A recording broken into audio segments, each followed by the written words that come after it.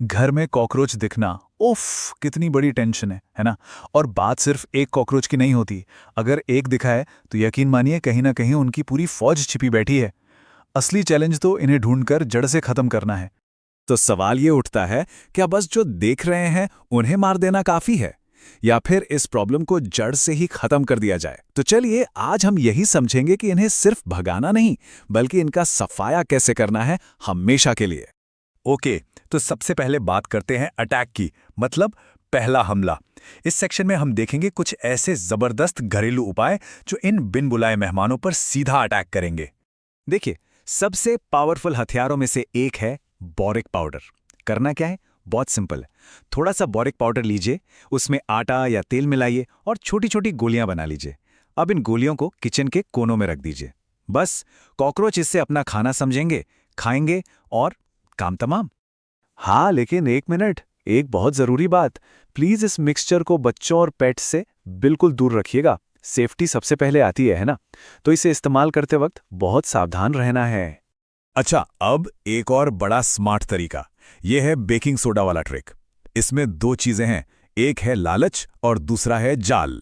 लालच देने के लिए हम लेंगे चीनी, जो कॉकरोच को अपनी तरफ खींचेगी, और जाल है बेकिंग सोडा, जो उनका काम खत्म कर देगा। है ना, एकदम सिंपल लेकिन सुपर इफेक्टिव।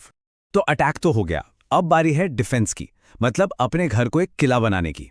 इस सेक्शन में हम बात करेंगे कुछ सेफ और नेचुरल तरीकों की, जिनसे एक ऐसा माहौल बनेगा कि कॉकरोच घर में घुसने से पहले 100 बार सोचेंगे। एक बहुत अच्छा तरीका है नेचुरल स्प्रे बनाना। दो ऑप्शन हैं, या तो नीम के तेल को पानी में मिला लीजिए या फिर फिनाइल को। स्प्रे तैयार। लेकिन हाँ, एक बात का ध्यान रखना होगा, अच्छे रिजल्ट चाहिए तो इसे रोज कम से कम 2-3 दिन तक इस्तेमाल करना पड़ेगा।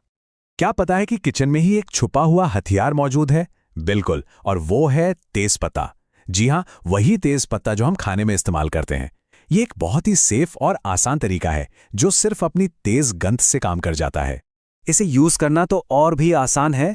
बस कुछ सूखे तेज पत्ते लीजिए और उन्हें हाथ से क्रश कर दीजिए ताकि उनकी महक अच्छे से बाहर आए।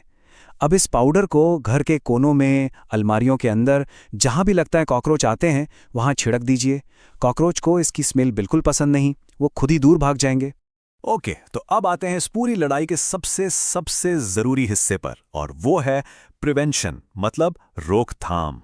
एक बात हमेशा याद रखनी है, अगर हमारी नींव ही मजबूत नहीं होगी ना, तो ये सारे नुस्खे बेकार हो जाएंगे।